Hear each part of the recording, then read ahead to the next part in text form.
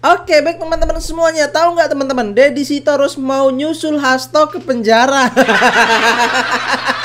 Kok bisa? Jadi, Deddy Sitorus dilaporkan ke Polda Metro Jaya oleh BSJL. Siapa itu BSJL? Barisan Sudarsono Jokowi Lovers.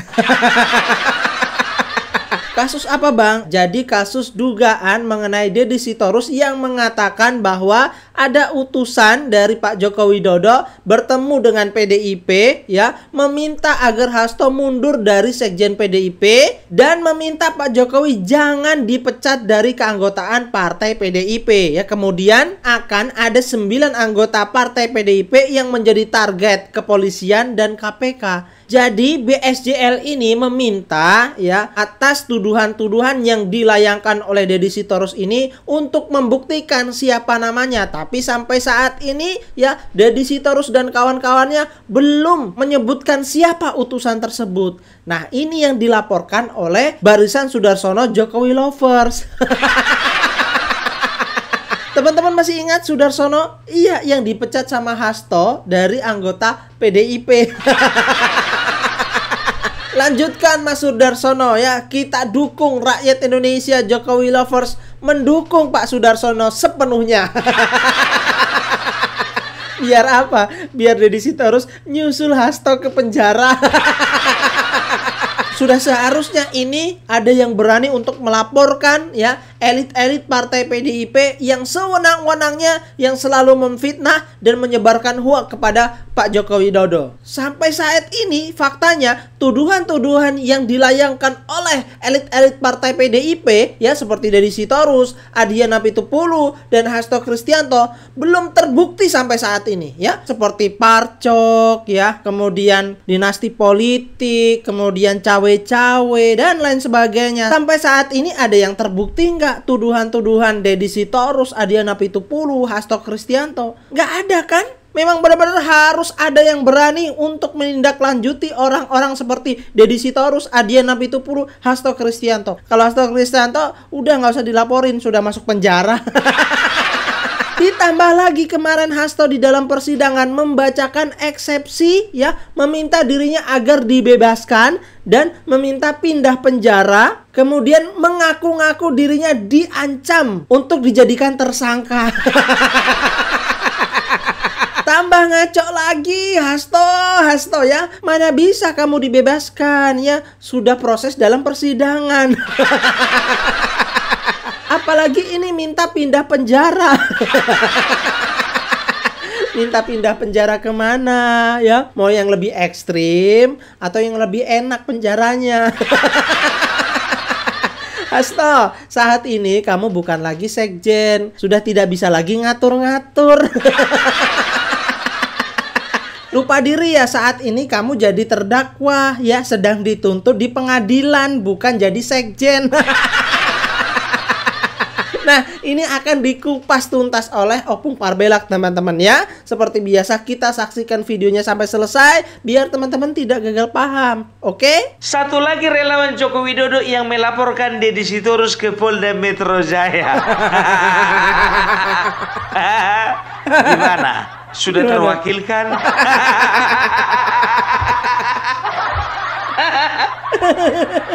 Tahu aku senang kali ya. Kalian gitu kan begitu, orang yang dilaporkan ke polisi kalian yang senang. Aku cuma mau bilang perasaan kita sama. Aduh. Setelah kemarin Rampai sudah melaporkan ya Deddy Sitorus ya ke kepolisian, saat ini BSJL yang melaporkan Deddy Sitorus ke Polda Metro Jaya. Sore hari ini kita dari siang tadi di Polda Metro kita melaporkan saudara Deddy Sitorus, di mana pada kemarin tanggal 12 Maret mereka menyampaikan dalam sebuah forum resmi dan diupload di diunggah di beberapa media, di mana saudara Deddy Sitorus menyatakan bahwa ada utusan Jokowi atau seseorang mendatangi elit partai mana ada kepentingan di sana untuk menyampaikan bahwa katanya Bapak Jokowi mengutus seseorang atau utusan tadi menyatakan bahwa Hasto Kristianto harus mundur. Terus Bapak Jokowi untuk tidak dipecat. Berikutnya juga disampaikan ada 9 orang yang akan menjadi target aparat hukum atau KPK. Hal-hal ini yang menurut kami meresahkan masyarakat. Karena apa? Sampai hari ini dia tidak membuka siapa orang tersebut. Sehingga bagi kami ini bisa menjadi sebuah opini yang tidak baik, sebuah penyesatan informasi, dan ini sudah berulang dan terulang beberapa kali. Elit partai sejak kemarin pasca Pilpres ya, ada parcok lah, bansos lah, isu 3 periode lah, dan selama ini saya, Barisan Sudarsono, Jokowi Lovers, merasa bahwa ini perlu kami mintakan untuk pertanggungjawaban. Jangan sampai pertanyaan itu bukan pernyataan ya, bukan pertanyaan ya. Pernyataan itu kan menyesatkan publik. Gitu. Bapak Jokowi selama ini sudah cukup sabar menurut kami, cukup tenang untuk tidak menanggapi, tapi kami sebagai masyarakat yang ada di Indonesia ini, kami merasa bahwa ucapan itu tidak baik untuk kelangsungan kita bernegara dan berbangsa. Sehingga kami datang ke Polda Metro pada malam hari ini, resmi ini, kami tadi sudah menyampaikan surat untuk Pak Kapolda agar supaya ini ditindaklanjuti ke depannya, sehingga seperti apa tuntutan kami bahwa siapa itu harus dipertanggungjawabkan. Tidak hanya bermain kata-kata selama ini bahwa wah kami ingin ajak ngopi Pak Jokowi atau apalah. Jadi selama ini cukup bagi kami. Hasto Kristianto sekarang sudah tidak ada banyak komentar karena di dalam, tapi Deddy Sitorus dan yang lain tetap meneruskan seperti ini. Bagi kami ini untuk dipertanggungjawabkan oleh saudara Deddy Sitorus. Apabila Pak, contoh nih surat Bapak ini belum ada juga tindak lanjut dari pihak kepolisian, langkah ke depannya apa Pak yang akan ditempuh? Langkah ke depan sesuai mungkin ketentuan perundang-undangan, SKB 3 Menteri dan sebagainya. Apakah ini nanti Pak Jokowi sendiri yang harus melaporkan dan sebagainya, karena ketentuannya mungkin demikian. Tapi yang jelas kami akan melakukan ini. Dan kami akan meminta Bapak Jokowi.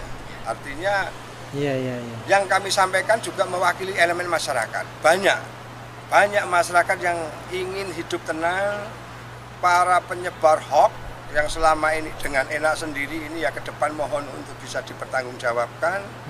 Jadi untuk kedepannya ya kami akan tetap bersuara. Orang-orang yang menyampaikan pendapatnya, statementnya dengan seenaknya sendiri ya menurut saya ini kan melanggar hukum juga, melanggar ketenangan warga masyarakat. Apakah sebelum ke Polda ini Pak, apakah ada komunikasi sama Pak Jokowi Pak? Tidak, kami tidak disuruh, kami tidak diminta.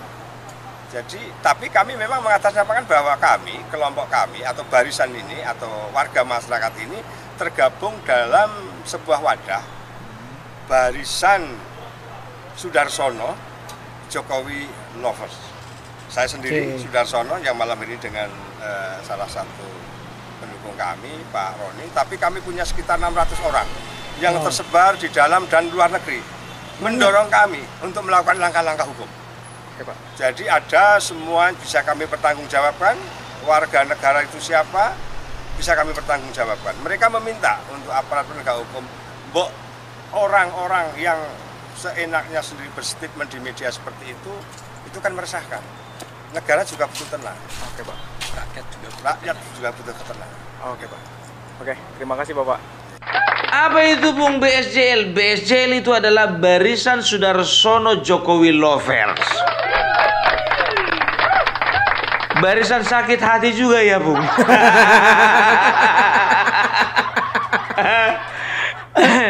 Betul, tapi ini barisan sakit hati sebelah kanan.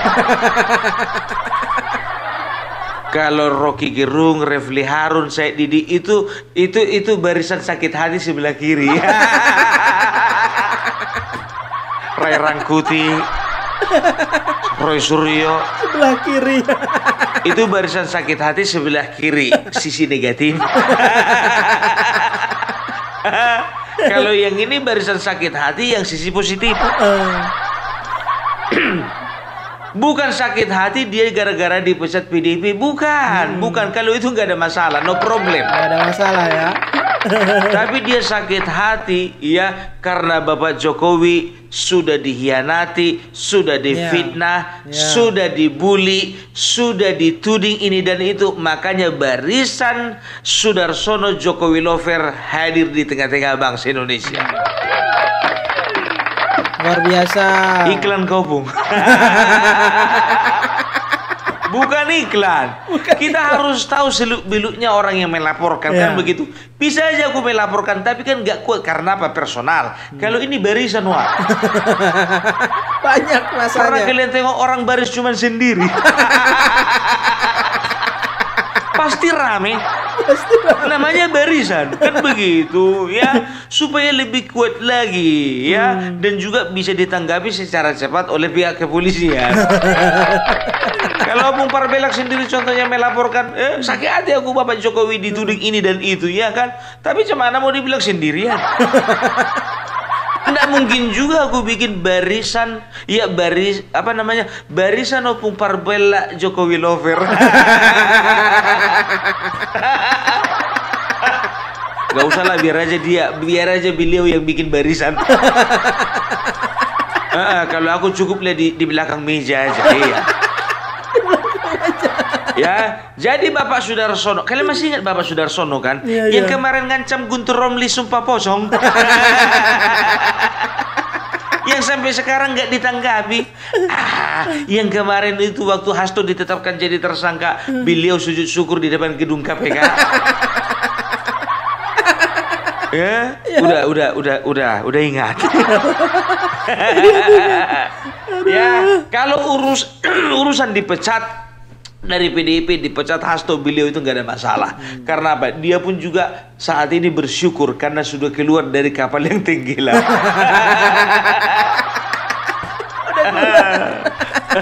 Kalau Bapak Sudarsono bersyukurnya sekarang, Pak. Aku dari kemarin, Pak. Duluan aku keluar dari Bapak.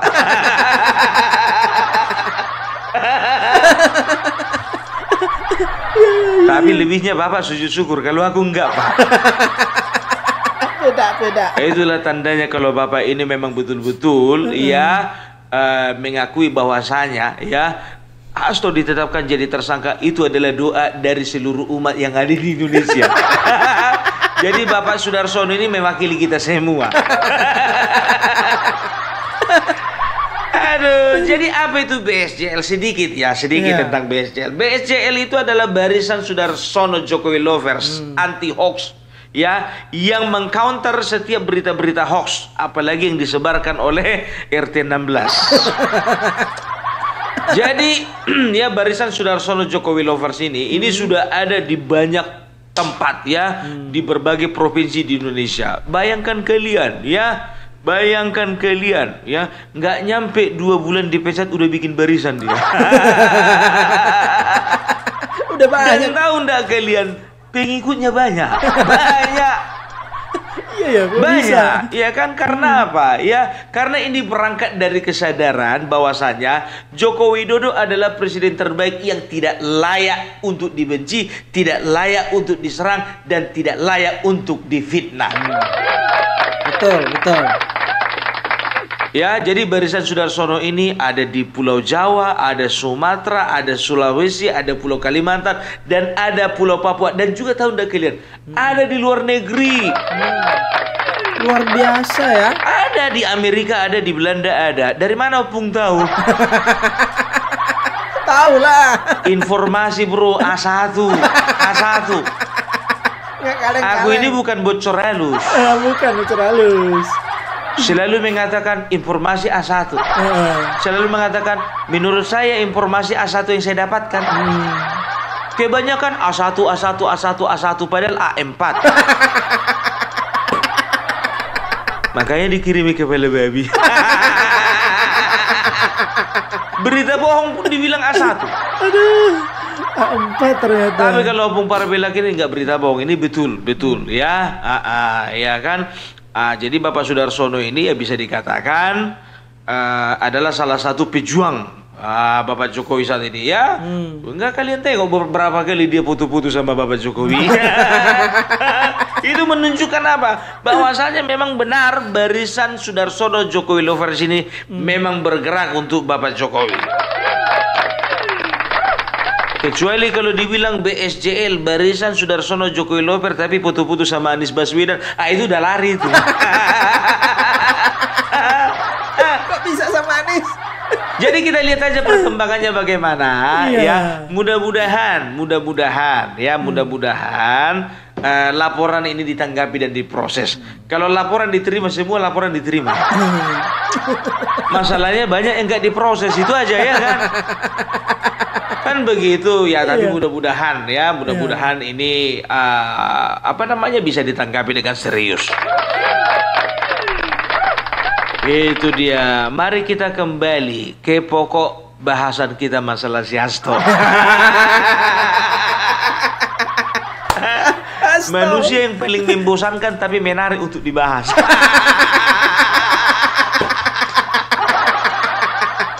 Tahu kalian? 2 hari yang lalu pembacaan eksepsi dia. Di dalam pembacaan eksepsi itu, apa dia bilang? Saya dibebaskan. Hanya permintaan orang bodoh dari narapidana bodoh yang minta dibebaskan ketika proses persidangan sedang berlangsung.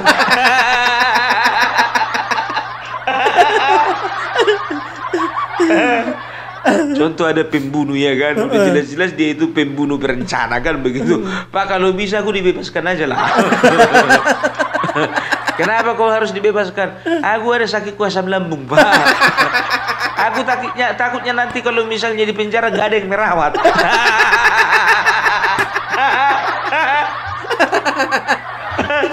Aduh. Di pembacaan eksepsi dia nyatakan bahwasanya dia itu harus dibebaskan. Setelah itu dia mencomot-comot nama Bapak Jokowi. Tidak ketinggalan. Dia seret-seret nama Bapak Jokowi. Lebih layak diseret nama Megawati daripada Jokowi. Kok bisa? Yang menandatangani surat PAW kan Hasto sama Megawati, bukan ada tanda tangan Jokowi. Kena ya. Kok kau seret-seret Jokowi? Dengan dalih abuse of power lah, penyalahgunaan kewenangan lah, penyalahgunaan kekuasaan, apa urusannya? Gue bilang sama kau Hasto, Bapak Jokowi itu tangannya terlalu bersih untuk ngurusi manusia model kau. Itu dia. Sekarang begini ku bilang ya, di dalam pembacaan eksepsi banyak pengamat mengamati bahwasanya yang dilakukan itu bukan pembacaan eksepsi. Ini siapa ini yang ngajar ini? Tim kuasa hukumnya ini. Masa pembacaan eksepsi seperti itu. Jadi begini ya, sedikit aku pengen sharing dulu tentang eksepsi ya. Apa itu sidang eksepsi? Eksepsi itu adalah sidang di mana terdakwa memberikan atau menyatakan keberatan, bantahan, sanggahan ya terhadap dakwaan yang ditujukan kepadanya oleh jaksa penuntut umum. Oke. Itu dia eksepsi. Nah, apa tujuan dari eksepsi? Tujuan dari sidang eksepsi ini ya, terdakwa ya dituntut untuk bisa membuktikan dan bisa menyatakan kalau dakwaan yang ditujukan kepadanya oleh jaksa penuntut umum itu cacat secara formil. Nah, kalau terbukti cacat secara formil, maka proses pemeriksaan tidak bisa dilanjutkan. Oke. Tapi kalau dia tidak bisa membuktikan, maka proses pemeriksaan dilanjutkan lagi. Kan begitu. Nah, di sidang eksepsi ini ya Hasto harus bisa membuktikan atau menyatakan ya bahwa dakwaan dari jaksa penuntut umum itu terhadap kasusnya itu cacat secara formil, ya bukan berbicara tentang substansi dan kebenaran dari tindakan pidana tersebut. Sekarang kalau bicara tentang tindak pidana, ya tindak pidana sudah jelas dua. Tindak pidana suap dan tindak pidana obstruction of justice. Kan begitu. Kalau bicara tentang kasusnya, tentang perkaranya, itu sudah fix. Dia tidak boleh masuk ke dalam itu. Tapi kalau bicara tentang syarat-syarat formil, boleh. Jadi kapan sebuah dakwaan atau gugatan itu dinyatakan cacat secara formil? Jadi ada syarat-syarat ya, atau contoh-contoh sebuah gugatan atau dakwaan itu cacat secara formil. Yang pertama ya, surat kuasa tidak sah. Jadi apa itu? Maksudnya surat kuasa tidak sah. Jadi contohnya, ya ini kebanyakan terjadi di pengadilan perdata, persidangan perdata, kasus-kasus perdata ya. Jadi ada satu pihak tergugat, ada satu pihak penggugat, kan begitu. Jadi pihak tergugat ini digugat oleh karena dia itu melakukan pencemaran nama baik. Digugatlah dia untuk membayarkan ganti rugi ya, ganti rugi sebesar 10 miliar. Nah, penggugat di sana punya kuasa hukum, di sini juga tergugat punya kuasa hukum. Kalau bisa pihak tergugat membuktikan bahwasanya ya ada surat kuasa yang tidak sah digunakan oleh penggugat, contohnya misalnya ya, surat kuasa yang ditandatangani itu atas nama Rasman Nasution ya, tapi ya pada proses persidangan dan pada proses perkara tersebut ya, yang dipakai itu bukan Rasman Nasution tapi Hotman Paris Hutapea pada pelaksanaannya. Itu bisa dikatakan tidak sah. Kan begitu, kalau bisa dibuktikan bahwasanya surat kuasanya tidak sah. Nah sekarang kalau untuk masalah si Hasto posisinya saat ini terdakwa, kan begitu. Nah gugatan atau dakwaan itu kan datangnya dari jaksa. Emang jaksa ada kuasa hukumnya?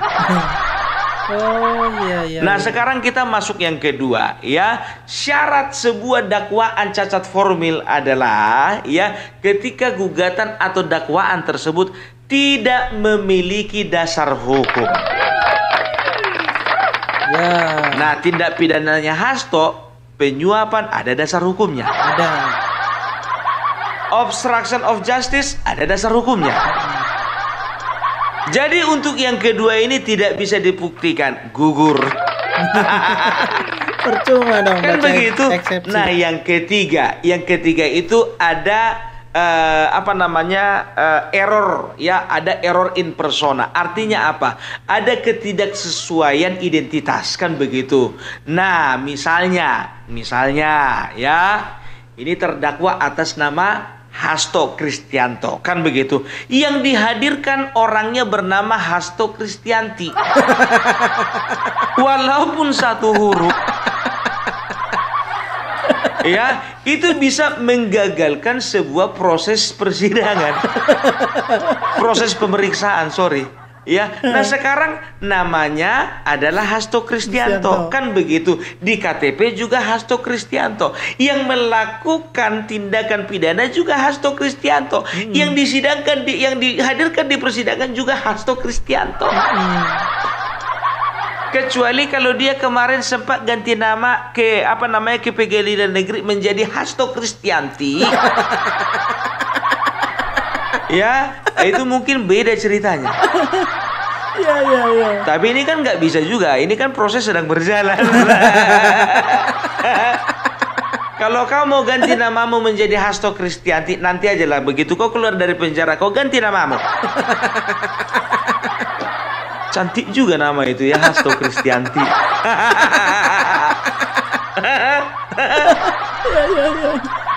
Ya, itu dia. Nah, yang keempat ya, itu ya, sebuah dakwaan dinyatakan cacat formil ya, ketika dakwaan tersebut tidak jelas dasar hukum dan kejadiannya.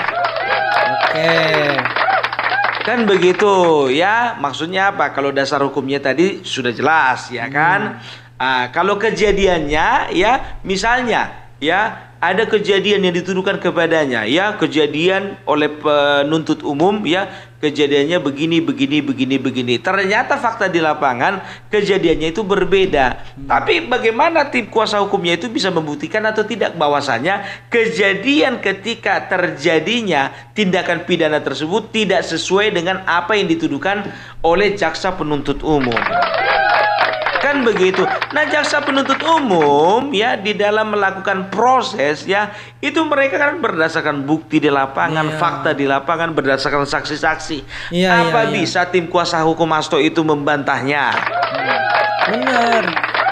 Kan begitu ya, dan juga ada beberapa syarat lainnya ya. Jadi itu cacat secara formil. Jadi yang dibacakan Hasto kemarin itu ya, itu dia pembelaan terhadap bahwasanya saya tidak bersalah. Iya. Kalau masalah salah tidak bersalah sudah fix kau bersalah. Sudah bersalah. Karena ada dasar hukumnya ya yang menunjukkan bahwasanya kau itu melakukan sebuah tindakan pelanggaran hukum. Paham. Oke ya. Kan begitu. Jadi tidak alasan Hasto kau bilang itu kau itu tahanan politik. Kau itu tahanan kriminal. Gimana sih tim kuasa hukumnya si Hasto ini? Gimana ini sih? siapa yang nyusun ini kata-katanya ini? Yang nyusun ini eksepsi ini siapa? Aduh. 1012 pengacara. Kayak gini kualitas eksepsinya. Kayak gini ya. Dan tahu enggak kalian berikutnya? Si Hasto di dalam persidangan tersebut dia menyatakan sebuah request. Tahu kalian apa requestnya? Kalau bisa dipindah penjaranya. Minta yang kayak apa penjaranya? Sebelumnya di Jakarta Timur, ya maunya dia dipindah ke Salemba. Kenapa tuh? Kenapa? Gak nyaman kau di dalam. Tapi kau bilang hidupmu lebih tertib. Saya makin rajin olahraga. Teman-teman semua menyambut saya dengan baik. Saya dikasih kopi. Kurang apa lagi coba? Iya. Ini ngapain kau pindah penjara? Ada-ada aja memang ini ya. Kau permintaanmu banyak kali. Siapa kali rupanya kau? Siapa kau, Hasto? Ya jangan kau mentang-mentang sekjen. Selama ini kau nyuruh-nyuruh sama anggotamu, sekarang mau kau suruh-suruh juga hakim gitu. Enak kali kau. Kau bisa melakukan itu ketika kau itu berproses dari tahun 2014 sampai 2024. 2 periode.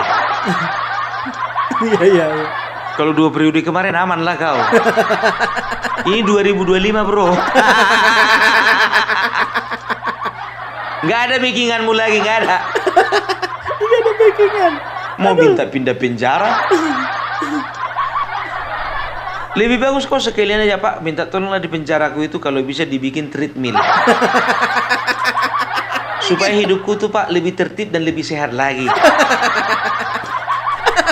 Kalau bisa juga Pak, itu kalau bisa di penjara di ruangan saya itu Pak dibikin kompor listrik.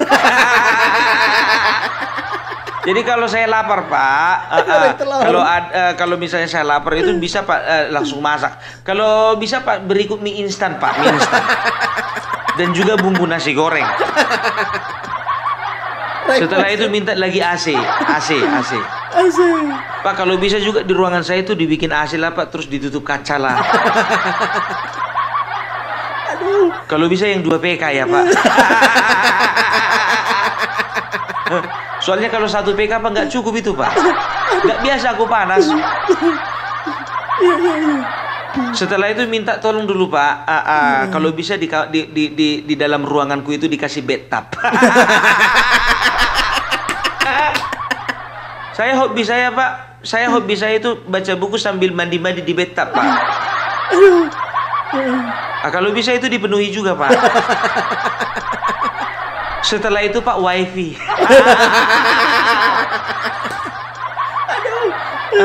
Tapi kalau bisa Mbps-nya agak besar Pak ya. Iya, biar cepat. Terus Pak kalau bisa Pak laptop Pak. Laptop, menulis. Saya itu kan hobi nulis dan juga hobi pidato. Jadi saya nggak mau Pak, apa namanya, bakat saya itu terpendam.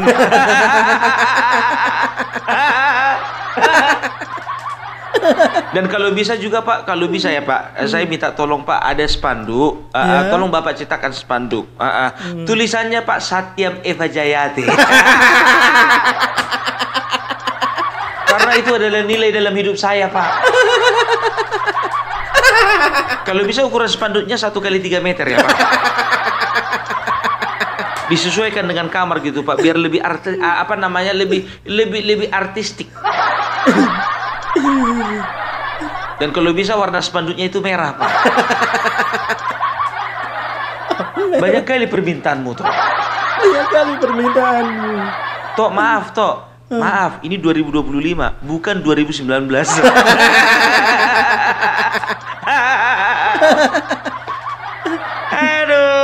Aduh, jadi sekarang begini ya, kita udah lihat ya bagaimana ya eksepsi ini sudah dibacakan oleh si Hasto, dan aku jujur aja aku bilang, aku yakin dan aku optimis eksepsinya ditolak. Aduh, nggak bisa kau cari pengacara yang lain.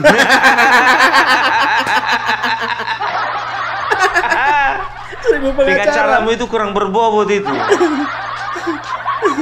Aduh, ya jadi itulah dulu ya, kita bisa lihat bagaimana dinamika yang terjadi di dalam tubuh PDIP sendiri.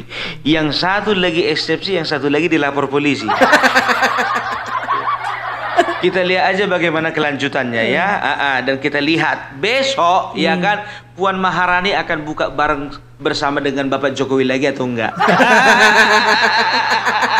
Kita lihat. Mana tahu Gerindra bikin acara buka bersama.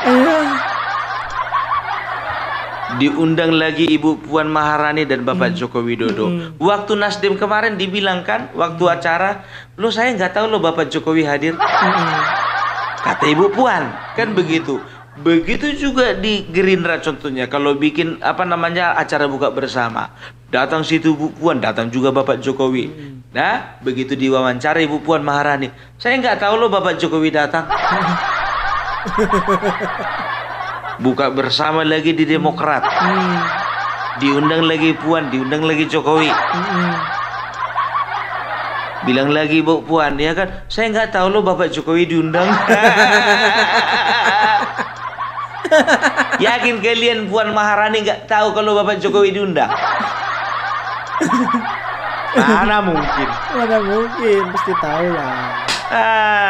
Ya, jadi teman-teman yang di PDIP ya, sekarang kalian bisa melihat ya bagaimana Puan Maharani sekarang berusaha untuk bersikap santun kepada Jokowi. Aku nggak tahu ini tulus atau enggak. Bisa saja Megawati contohnya ya kan, bisa saja Megawati ya kan, karena gengsinya. Karena gengsinya. Ya kan, mau mendekat segan, mau minta maaf nggak mungkin. Dibilanglah sama buku sama anaknya si Puan ya kan, Dok, bisa ndak simpokmu ini minta tolong. Minta tolong apa toh Mbok? Ini loh Dok, ini kan partai kita ini ibaratkan telur di ujung tanduk. Ini emergensi. Ini 2029 bahaya. Bahaya. Kayaknya betul itu kayak yang dibilang Bapak Sudarsono tuh Dok. Dan juga Bambang Pacul. Kayaknya Jokowi tidak bisa kita lawan. Iya. Dene itu terlalu kuat Dok. Terlalu kuat. Jadi maksud iki piye Mbok? Gini aja, kita damai-damai aja Bapak sama Jokowi. Tapi ndak usah simbokmu iki. Kalau bisa simbokmu iki di belakang layar. Nasing maju tuh sampean. Wah, mo.